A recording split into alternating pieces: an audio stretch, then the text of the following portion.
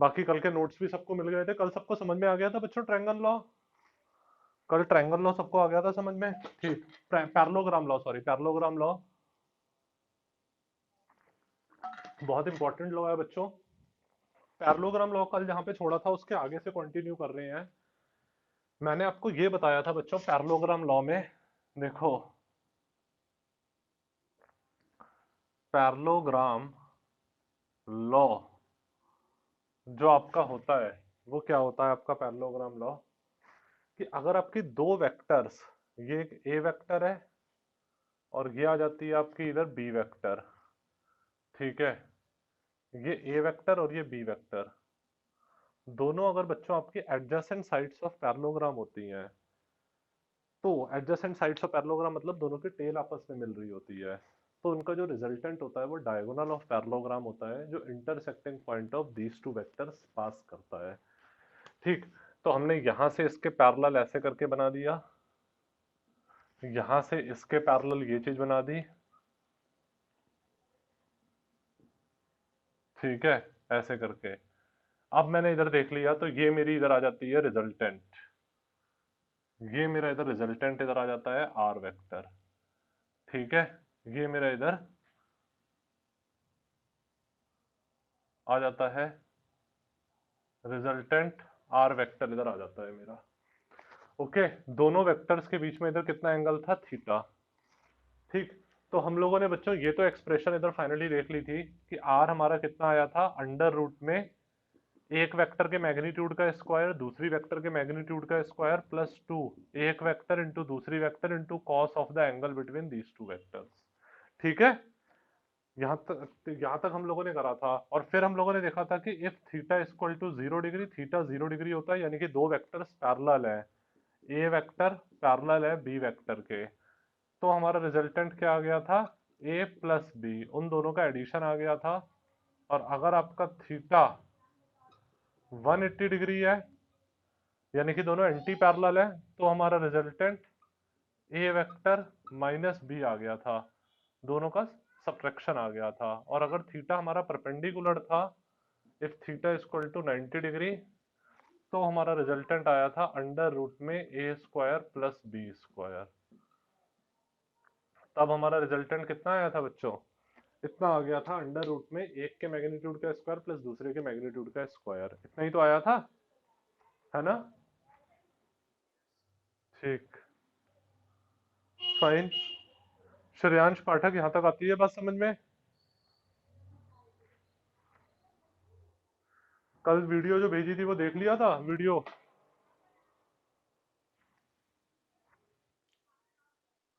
आ गई थी ना, वेरी गुड। तो बच्चों ये बहुत इंपॉर्टेंट लॉ है, ठीक है, यहाँ तक सबको बात आती है, संध्या मनेजा, फिलिप, ठीक। हाँ, अब हम लोग देखेंगे, यहाँ तक हम लोगों ने पढ़ा था अगर थीटा आपका 90 डिग्री आ जाएगा तो कॉस 90 जीरो, ये आ जाएगा आर अंडर रूट में A square plus B square. Theta 0 degree तो R A plus B, theta 180 degree तो आर ए माइनस बी। अब हम लोग देखते हैं डायरेक्शन ऑफ रिजल्टेंट वेक्टर। अब हमारा नेक्स्ट है इधर डायरेक्शन ऑफ रिजल्टेंट वेक्टर। अच्छा, इतने पार्ट में तो मुझे लिखना नहीं है, direction of resultant vector. Resultant vector की डायरेक्शन क्या होती है, अब हम लोग इधर ये चीज देखेंगे। तो देखो डायरेक्शन ऑफ रिजल्टेंट वेक्टर जब हम लोग देखते हैं, तो मैंने आपको कल बताया था बच्चों, कल हम लोगों ने इस तरीके से बनाया था, ठीक।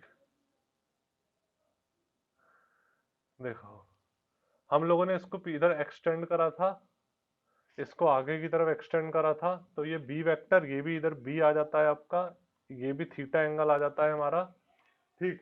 इसका नाम दे दिया था हमने पी क्यू आर एस और टी, ये जो भी नाम दे दिया हो देख लेना, ठीक है, P Q R S T या पी क्यू आर एस, और ये टी दे दिया हो पी क्यू आर, शायद इसको मैंने कल कहा था, और एस शायद इसको कहा था, तो ये हो जाता है आपका टी, ठीक है, ठीक, फाइन। अब आप देखते हो बच्चों इसके अंदर, तो ये हमारा क्या आया था इधर, बी कॉस थीटा इधर आ गया था ये, और ये आ गया था आपका बी साइन थीटा, ये चीज मेरी कितनी आई थी इधर, बी साइन थीटा इधर आई थी। हाँ, ये हमारा आया था इधर बी साइन थीटा, ये आया था बी कॉस थीटा। ठीक, इस तरीके से हमारा आया था। अब हम लोग डायरेक्शन रिजल्टेंट वेक्टर की देखेंगे कि रिजल्टेंट वेक्टर जो है वो कितना एंगल पर है। देखो बच्चों, आप लोग बहुत बेसिक चीज पढ़ रहे हो, ये फिजिक्स में हर जगह पर यूज होगी। तो देखना, फिजिक्स में हमारी दो डायरेक्शन होती है, एक हॉरिजॉन्टल एक वर्टिकल। और अगर कोई चीज तिरछी होती है, कोई चीज ऑब्लिक होती है, तिरछी होती है, इंक्लाइंड होती है, तो उसकी डायरेक्शन कैसे पता करते हैं? उसका एंगल पता करके कि वो कितने एंगल पर इंक्लाइंड है। उसकी डायरेक्शन कैसे पता करते हैं? उसका एंगल पता करके कि वो कितने एंगल पर इंक्लाइंड है। तो अब हम लोग देखेंगे कि रिजल्टेंट जो है वो सपोज इसके साथ इधर बीटा एंगल बना रही है। रिजल्टेंट इसके साथ कितना एंगल बना रही है? बीटा एंगल बना रही है। अब मैंने देख लिया ट्रायंगल पी टी आर, देख लिया ट्रायंगल पी टी आर। जब मैंने ये वाला ट्रायंगल देखा बच्चों, देखो ट्रायंगल पी टी आर मैंने देखा, तो ट्रायंगल पी टी आर में, ट्रायंगल पी टी आर इसमें अगर मैं देखूंगा तो मेरा टैन बीटा कितना आ जाएगा? ट्रायंगल पी टी आर में टैन बीटा मेरा कितना आ जाएगा आपका? ये राइट एंगल ट्रायंगल है ना, P T R right angle triangle है, तो इसके अंदर टैन बीटा कितना आ जाएगा? परपेंडिकुलर आर टी और अपॉन में पी टी, यही तो हो जाएगा, परपेंडिकुलर अपॉन बेस। ठीक है Ayush, R T upon P T. हाँ, और टैन बीटा मेरा कितना आ जाएगा? R T. पीटी की जगह मैं ये लिख सकता हूँ P Q plus Q T. क्या लिख सकता हूँ? पी क्यू और प्लस में क्यू टी। ठीक है, प्लस में इधर आ जाता है आपका क्यू टी। ठीक, ये लिख सकता हूं मैं इधर। ठीक, देखो P Q plus Q T, ये मैं लिख सकता हूं इधर। अब इधर टैन बीटा लगा दो, तो टैन बीटा आपका ये कितना आ जाएगा? आर टी की जगह मैं इधर लगा दूंगा क्या? बी साइन थीटा, और अपॉन में पी क्यू की जगह ए वेक्टर का मॉड लगा दिया जो कि ए है। ए वेक्टर का मॉड कितना है आपका? ए। और क्यू टी की जगह B cos theta, Q T की जगह इधर आ जाएगा बी कॉस थीटा। ठीक है, ये आ जाएगा। अब इधर देखोगे जब आप, तो आप कह सकते हो बच्चों इधर क्या, so beta is equal to tan inverse, beta is equal to क्या आ जाएगा? टेन इनवर्स, और फिर B sine theta upon A plus B cos theta, A plus B cos theta, ये आ जाएगा आपका tan inverse B sine theta upon A plus B cos theta. और ये बीटा एंगल किसके साथ बन रहा है? With A vector. ठीक है, किसके साथ एंगल बन रहा है? With A vector. A vector के साथ इतने एंगल पर इंक्लाइंड है। यहां तक आती है सबको बात समझ में? आती है पाखी?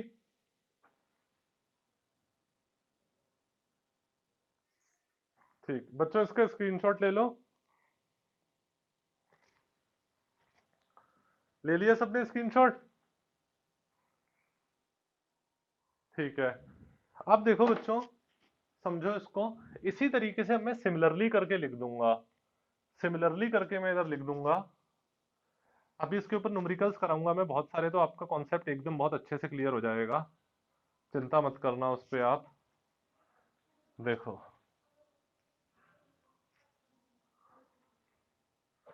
देखो इसके बाद में इधर लिख दूंगा। यहां तक तो हम लोग कल कर चुके थे, आज हम लोगों ने यहां से करना शुरू किया है। तो सिमिलरली, सिमिलरली करके अगर आप देखोगे तो रिजल्टेंट बी वेक्टर के साथ कितना एंगल बना रही है? अगर मैंने अल्फा कह दिया, अरे रिजल्टेंट बी वेक्टर के साथ सपोज अल्फा एंगल बना रही है, तो सिमिलरली करके लिख दूंगा टेन अल्फा। टेन अल्फा कितना आ जाएगा मेरा? देखो, इसमें आप देख रहे हो बच्चों, जिसके साथ एंगल कंसिडरेशन नहीं हो रहा होता है उसके साथ साइन थीटा कॉस थीटा आता है।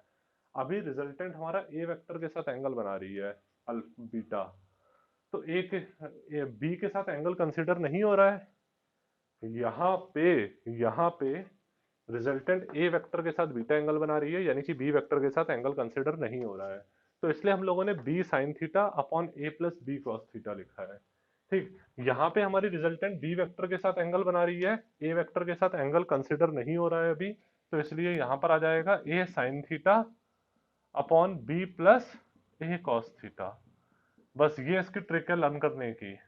यानी कि जिसके साथ एंगल कंसिडर हो रहा होता है उसको छोड़कर जो दूसरी वेक्टर आती है उसके साथ साइन थीटा कॉस थीटा लगता है। जिसके साथ एंगल कंसिडर कंसिडर हो रहा होता है उसके सिवा जो वेक्टर होती है उसमें साइन थीटा कॉस थीटा आ जाता है। साइन थीटा न्यूमरेटर में, कॉस थीटा डिनोमिनेटर में। और जिसके साथ एंगल कंसिडर हो रहा होता है उसे ऐसे का ऐसे ही लिख दिया जाता है। इधर हमारा बी के साथ एंगल कंसिडर हो रहा है तो बी को ऐसे ही लिख दिया। ए के साथ एंगल कंसिडर नहीं हो रहा है तो ए के साथ साइन थीटा कॉस थीटा आ गया। इधर बीटा ए के साथ एंगल कंसिडर हो रहा है, बी के साथ एंगल कंसिडर नहीं हो रहा है तो बी में साइन थीटा कॉस थीटा आ गया। और ए के साथ एंगल कंसिडर हो रहा है तो ए को ऐसे ही लिख दिया गया। ये बात समझ में आई सबको? अरे सबको आ रही है? अलीशा, सन्यम, ठीक है। चलो ठीक, यहां तक सबको बात समझ में आ जाती है। तो अल्फा आपका क्या आ जाएगा इससे देखोगे तो tan इनवर्स, ये चीज तो पता है ना, एंगल को यहीं छोड़ दो तो ट्रिग्नोमेट्रिक फंक्शन जब आरएचएस में जाएगा तो इनवर्स लग जाता है। जब ट्रिग्नोमेट्रिक फंक्शन बच्चों आरएचएस में जाएगा तो आपका क्या लग जाता है? हाँ, ट्रिग्नोमेट्रिक फंक्शन जब आरएचएस में जाएगा तो इनवर्स लग जाता है आपका। तो इधर tan इनवर्स ये आ जाएगा आपका कितना, a sin theta upon b plus a cos theta. और ये किसके साथ एंगल बन रहा है हमारा, ये भी लिख देना जरा।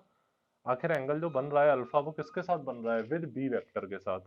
ये हमारा एंगल किसके साथ बन रहा है, विद बी वेक्टर के साथ। ठीक है बच्चों?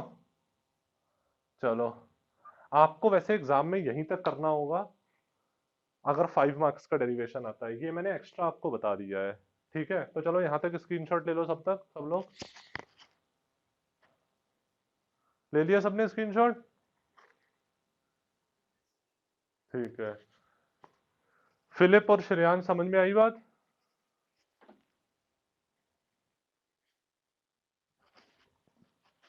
Philip is present, Ayush Philip present है?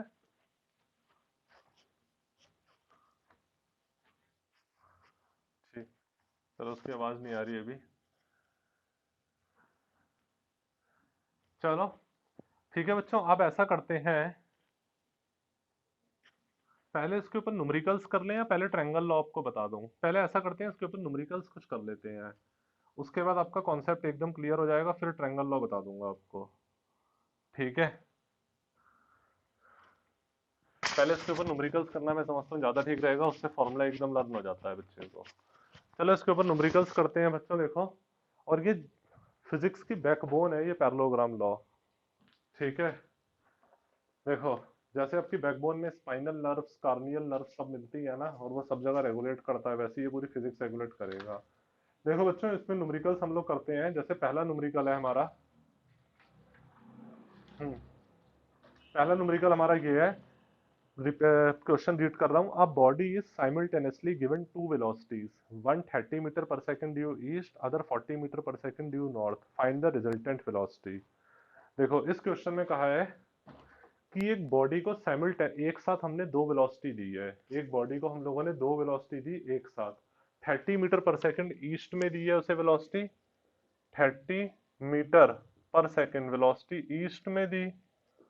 और दूसरी हमने उसे वेलोसिटी नॉर्थ में दी है, वो कितनी वेलोसिटी है हमारी, 40 metre per second velocity north में दी है उसे। 40 मीटर पर सेकंड वेलोसिटी उसे नॉर्थ में दी है, तो हमें रिजल्टेंट वेलोसिटी पता करनी है। तो देखो रिजल्टेंट वेलोसिटी कैसे करके पता करेंगे बच्चों, देखो ये हमारा इधर आ जाता है v1, ये आ जाता है हमारा इधर v2। तो नेट वेलोसिटी हमारी क्या हो जाएगी, अरे बच्चों एक वेलोसिटी हमारी ईस्ट में आ गई है 30 मीटर पर सेकंड, और ये हमारी कितनी है 40 मीटर पर सेकंड। तो नेट वेलोसिटी पैरेललोग्राम लॉ से क्या आएगी, इनके इंटरसेक्टिंग पॉइंट से पास करेगी और डायगोनल ऑफ पैरेललोग्राम होगी। इनके इंटरसेक्टिंग पॉइंट से पास करेगी, इनके टेल्स के बीच से पास करेगी, और डायगोनल ऑफ पैरेललोग्राम होगी। अब आपको पैरेललोग्राम बनाने की जरूरत नहीं है, डायरेक्ट फॉर्मूला यूज करो। तो नेट वेलोसिटी आपकी क्या आ जाएगी, अगर आप देखते हो तो अंडर रूट में v1 square plus v2 square. अरे बच्चों जब दो वेक्टर्स परपेंडिकुलर होती है तो यही तो वेलोसिटी होती है, v1 square plus v2 square plus 2 v1 into v2 into cos 90 zero हो जाएगा। तो इन वेलोसिटीज के स्क्वायर्स के समीशन का अंडर रूट, इन वेलोसिटीज के स्क्वायर्स के समीशन का अंडर रूट हो जाएगा। कोई प्रॉब्लम? तो आपका v कितना आ जाएगा, v1 की जगह 30 का स्क्वायर प्लस v2 की जगह 40 का स्क्वायर। तो v कितना आ जाएगा बच्चों आपका 900 प्लस 4416 00, और ये आपका ये आ जाएगा कितना आपका अंडर रूट में 2500, और ये आ जाएगा आपका 50 हो जाएगा ना, 50 metre per second. Net velocity आपकी 50 मीटर पर सेकंड आ जाएगी। ठीक है, यहां तक आती है समझ में बात? ठीक। अब देखो, अगर ये 3 मार्क्स 2 मार्क्स में आता है तब तो कोई बात नहीं, अगर 3 मार्क्स में आता है तो आपको डायरेक्शन भी लिखनी होगी, डायरेक्शन नहीं लिखोगे तो मार्क्स कट सकते हैं। तो डायरेक्शन अब हम लोग देखो किस तरीके से लिखेंगे। अब बच्चों देखो डायरेक्शन इसमें कैसे करके लिखते हैं, मैंने बताया ना आपको, कोई भी फिजिक्स में चीज तिरछी होती है तो उसकी डायरेक्शन कैसे होती है, एंगल से। तो बस एंगल पता कर लो। अब आप एंगल आपने इसको कह दिया बीटा, तो ये कितना आ जाएगा आपका, अब आप इधर देखते हो तो ये कितना आ जाएगा आपका टेन बीटा।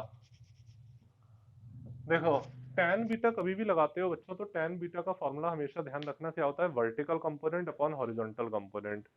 वर्टिकल कंपोनेंट क्या होता है, जिसके साथ एंगल कंसिडर नहीं होता है, हॉरिजॉन्टल कंपोनेंट जिसके साथ एंगल कंसिडर होता है।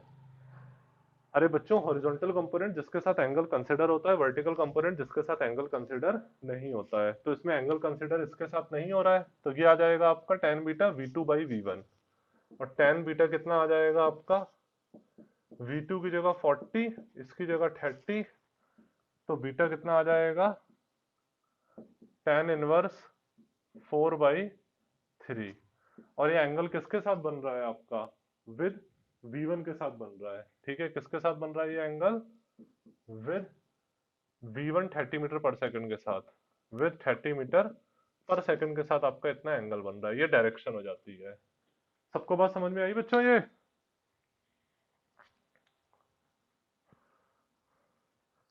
अलीशा,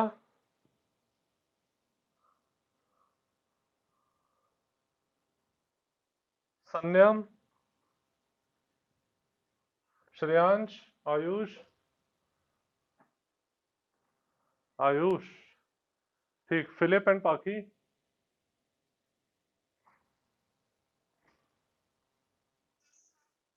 ठीक, अच्छा, ठीक।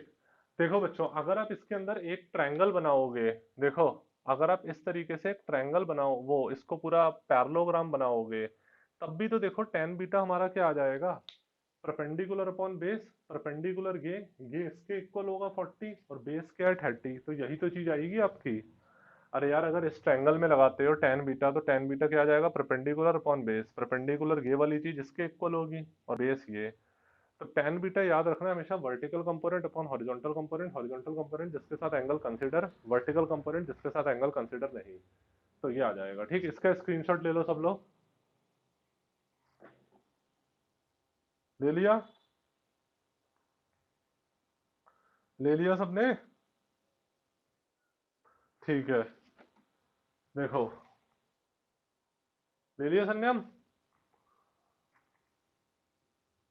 संयम, ठीक।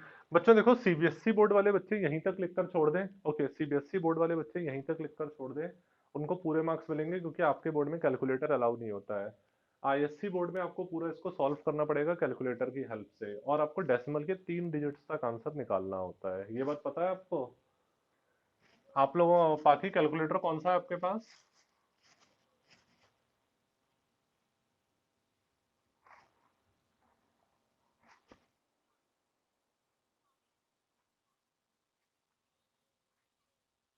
अच्छा अच्छा, चलो जब लेना तो एक बार पूछ लेना। वैसे आपके में आई थिंक एमएस अलाउ होता है, ईएस अलाउ नहीं होता।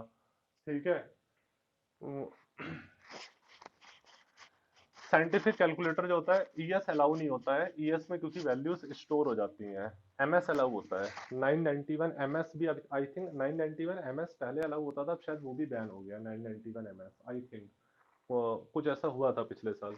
चलो खैर, इसमें अपने टीचर से बोलना। खैर अभी ये तो देखो आपकी इसके अंदर कैलकुलेटर से इसकी वैल्यू सब लोग निकाल लोगे। खैर अच्छा, चलो नेक्स्ट क्वेश्चन हम लोग कर रहे हैं।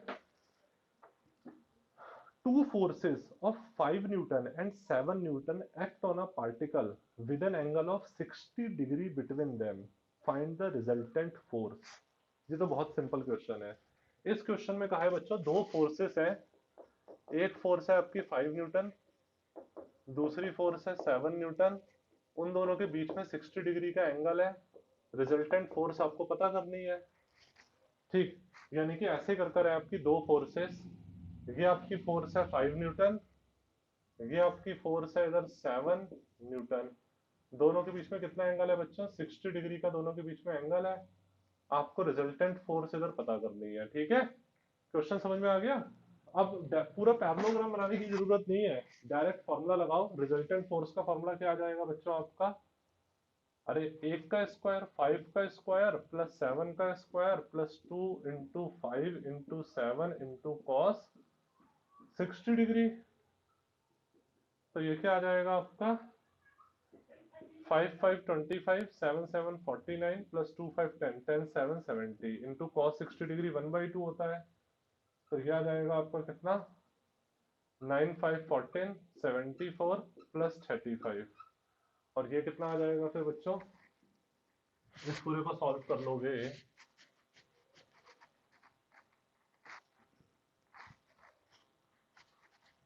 यस, इस पूरे को कर लेते हैं सॉल्व, तो आपका इधर आ जाएगा कितना? एफ की वैल्यू इधर कितनी आ जाएगी?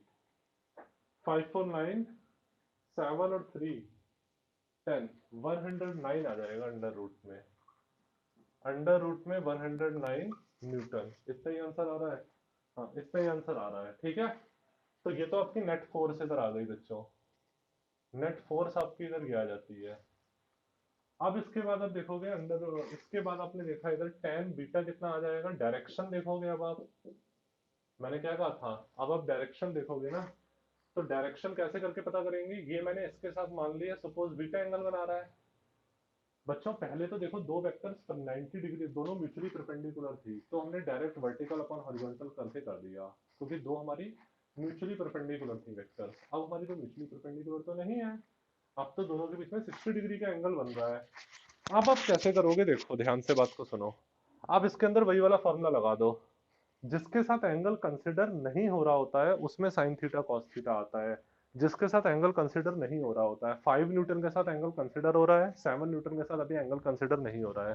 तो इधर क्या आ जाएगा आपका? 7 साइन 60 डिग्री अपॉन 5 ऐसे का ऐसे लिख दिया, प्लस 7 कॉस 60 डिग्री। जिसके साथ एंगल कंसिडर नहीं हो रहा है उसमें साइन कॉस लगा दिया, साइन वाला न्यूमरेटर में, कॉस वाला डिनोमिनेटर में। tan बीटा ये कितना आ जाएगा? 7 साइन 60 डिग्री कितना आ जाएगा आपका? √3/2 आ जाएगा। और अपॉन में 5 प्लस कॉस 60 डिग्री कितना आ जाएगा? 7/2 आ जाएगा। तो ये कितना आ जाएगा आपका? tan beta. ये कितना आ जाएगा बच्चों आपका? 7√3/2, 7√3/2। 2 ऊपर चला गया, ये कितना आ जाएगा? 2 5 10 10 प्लस 7 17। तो इस पूरे को ऐसे कर दिया, तो बीटा कितना आ जाएगा आपका? जब ट्रिग्नोमेट्री फंक्शन इधर जाएगा आरएचएस में, तो वो इनवर्स में आ जाएगा, tan इनवर्स 7√3/17, 7√3/17। और किसके साथ एंगल बन रहा है ये आपका? With 5 Newton, with 5 Newton. इसके साथ आपका इधर ये एंगल बन रहा है 5 न्यूटन के साथ।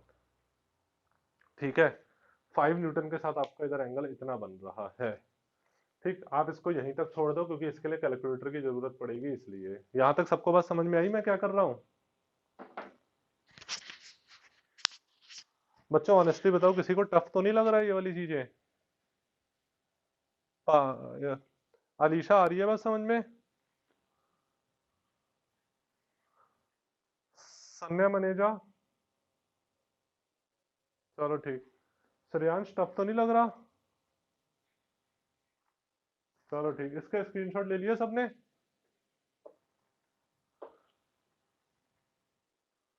चलो ठीक। इसके बाद बच्चों और चीज करते हैं, और न्यूमेरिकल इसी के ऊपर पहले ऐसे कर लेते हैं।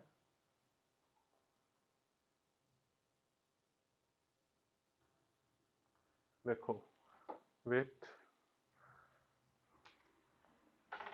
क्योंकि इसका 12th क्लास में आपकी पूरी फिजिक्स जो है वो इलेक्ट्रिकल फिजिक्स है, मगर 11th क्लास का कोई चीज अगर यूज होती है तो यही वाली चीज यूज हो जाती है उसमें बहुत, वेक्टर्स। ठीक है, सिंपल ही है, डायरेक्ट फॉर्मूला लगाया, फिर tan बीटा वाला फॉर्मूला लगाया, जिसके साथ एंगल कंसिडर नहीं उसके साथ साइन थीटा और कॉस थीटा आ जा रहा है, साइन थीटा न्यूमरेटर में, कॉस थीटा डिनोमिनेटर में, जिसके साथ एंगल कंसिडर हो रहा है वो ऐसे का ऐसे ही लिख दिया जा रहा है। तो बस सिंपल ही था ये वैसे क्वेश्चन आपका सवाल। इसके बाद आ जाता है बच्चों नेक्स्ट क्वेश्चन, में रिपीट कर रहा हूँ। नेक्स्ट क्वेश्चन है देखो हमारा, two vectors both equal in magnitude have their resultant equal in magnitude of the either, find the angle between the two vectors। बहुत बढ़िया है तो क्वेश्चन, देखो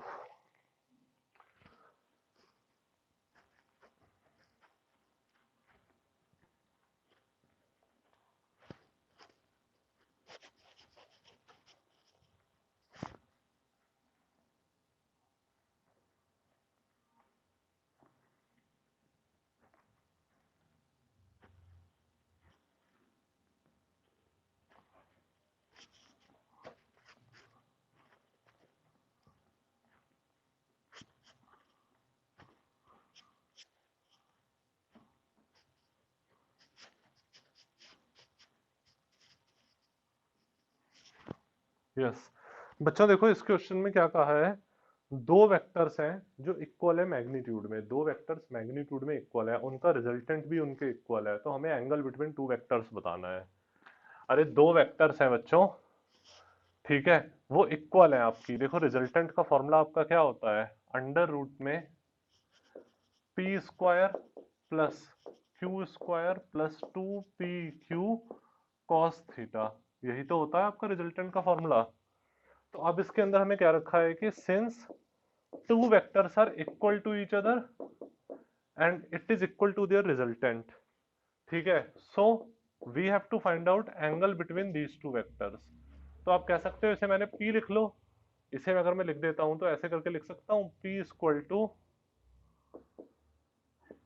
P square plus Q square plus 2pq cos theta, sorry sorry, इधर लिख देता हूँ P square plus P square, सबको p ले लिया है मैंने, सबको मैंने क्या ले लिया है p, तो ये 2p इंटू कॉस थीटा का अंडर रूट, ऐसे करके कर दिया, ठीक, स्क्वायरिंग बोथ साइड्स कर दी तो ये अंडर रूट हट जाएगा, ये भी पी स्क्वायर हो गया, ये अंडर रूट हट गया, ये आ जाएगा 2p² plus 2p² cos theta, है ना अलीशा, स्क्वायरिंग कर दी तो इधर स्क्वायर हो गया, हाँ, इधर अंडर रूट हट गया, तो ये आ जाएगा 2p² plus 2p² cos theta, ये आ जाएगा 2p², इधर आ जाएगा 1 प्लस कॉस थीटा, ये आ जाएगा p² से p² कट जाएगा 1/2, ये आ जाएगा 1 प्लस कॉस थीटा, तो कॉस थीटा आपका कितना आ जाएगा 1/2 -1,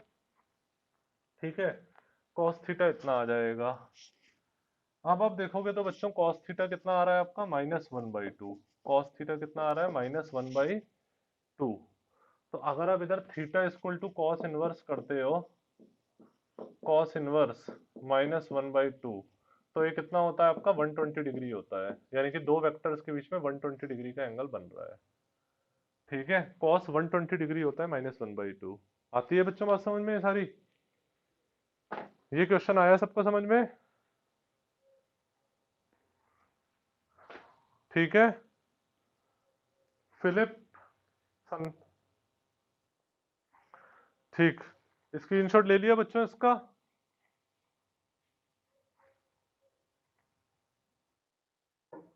ठीक है, देखो इस तरीके से सारे क्वेश्चंस होते हैं। एक मिनट अभी कर रहे हैं, इसके बाद नेक्स्ट और क्वेश्चंस करते हैं।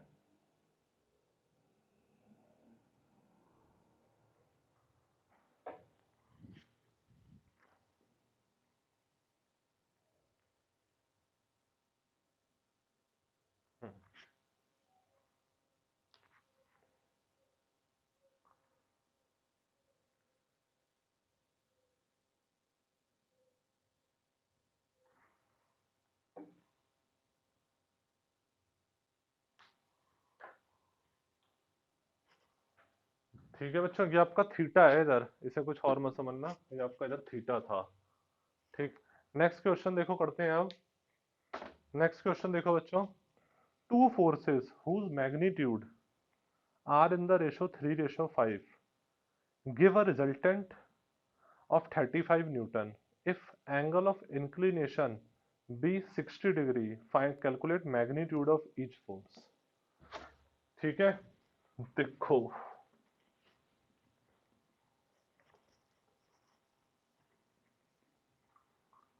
बच्चों, प्रॉपर सब लोग अपनी कॉपी में नोट्स बना रहे हो ना?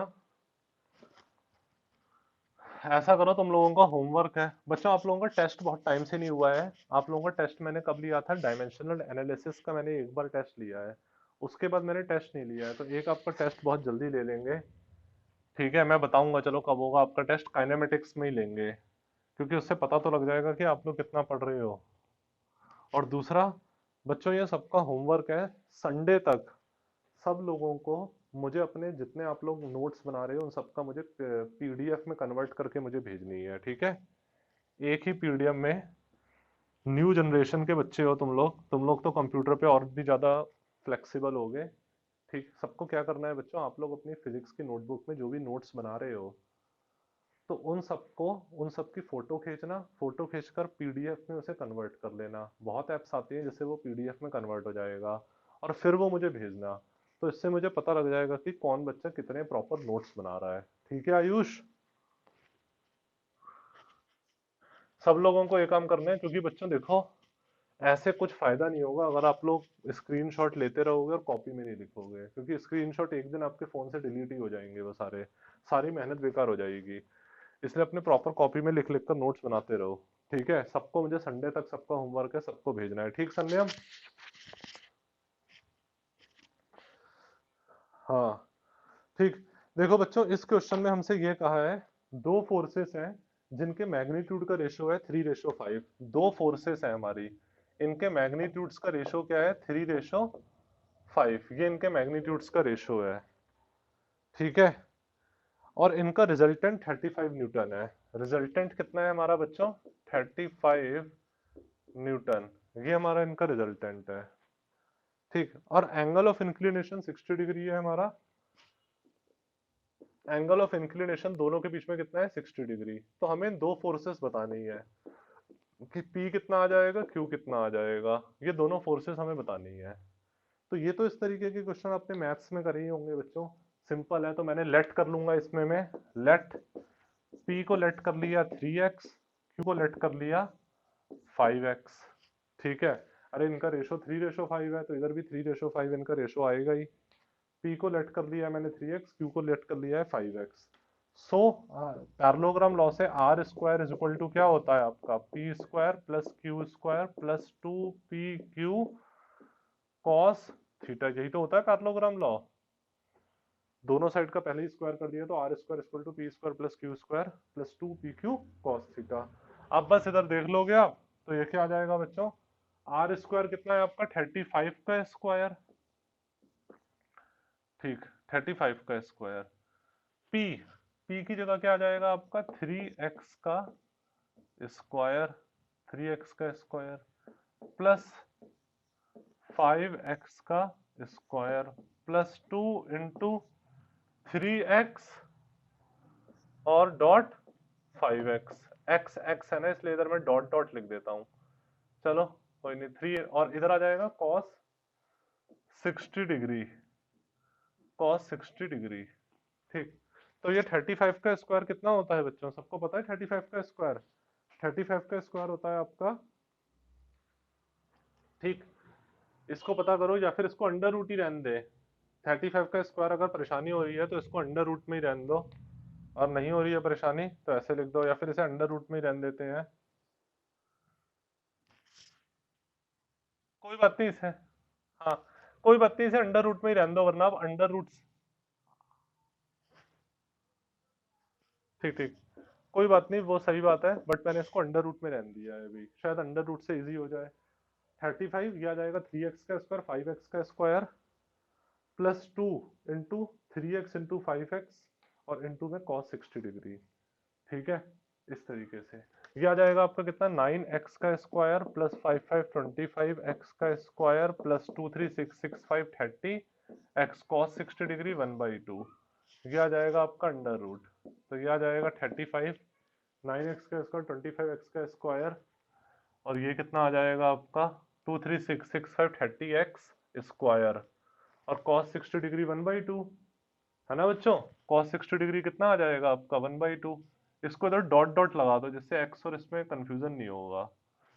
ठीक, 2 3 6 x 6 5 30 x स्क्वायर और cos 60 डिग्री 1/2, तो कितना आ जाएगा आपका ये 34x स्क्वायर, ये आ जाएगा प्लस 15x स्क्वायर, तो ये आ जाएगा आपका अंडर रूट में 49 एक्स स्क्वायर 35 के इक्वल, और 35 कितना आ जाएगा आपका 49 एक्स स्क्वायर जो कि 7x के इक्वल, तो x कितना आ जाएगा 7 5 35 5, तो आप कह सकते हो सो p और q कितने आ जाएंगे, p कितना आ जाएगा बच्चों आपका 3x 3 इंटू 5 यानी कि 15 न्यूटन, और q कितना आ जाएगा आपका, q इधर कितना आ जाएगा आपका 5 इंटू 5 यानी कि 25 न्यूटन, Q इधर आ जाएगा आपका 25 न्यूटन। ठीक है बच्चों, Q आपका 25 न्यूटन के इक्वल आ जाएगा। यहां तक आती है बच्चों बात समझ में।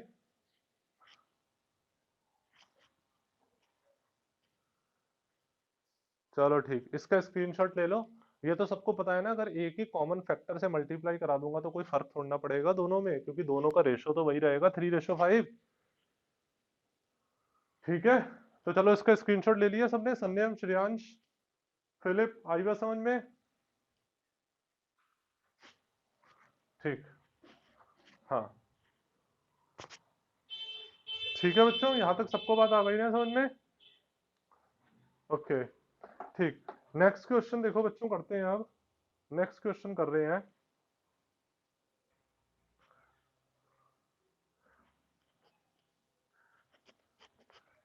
बच्चों ऐसा तो नहीं लग रहा है कि सर बहुत जल्दी जल्दी करा रहे हैं न्यूमेरिकल्स, इतनी स्पीड हमें पकड़नी पड़ेगी क्योंकि वरना न्यूमेरिकल्स ज्यादा नहीं हो पाएंगे, ऐसा तो नहीं लग रहा है संयम। चलो ठीक,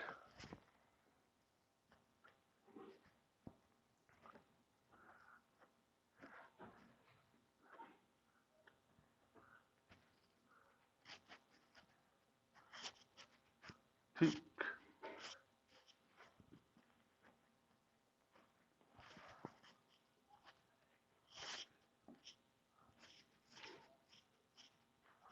देखो बच्चों, नेक्स्ट क्वेश्चन हमारा इसी तरीके से हम लोग अपना नेक्स्ट क्वेश्चन करते हैं। ये हमारा इधर आ जाता है नेक्स्ट क्वेश्चन। देखो नेक्स्ट क्वेश्चन हमारा ये कह रहा है, ये कह रहा है the greatest and least resultant of two forces acting at a point are 29 newton and 5 newton respectively. If each force is increased by 3 newton, find the resultant of two new forces acting at right angle to each other. इस question में कहा है कि जो greatest resultant है और जो least resultant है दो फोर्सेस का, वो हम लोगों को गिवन है 29 न्यूटन एंड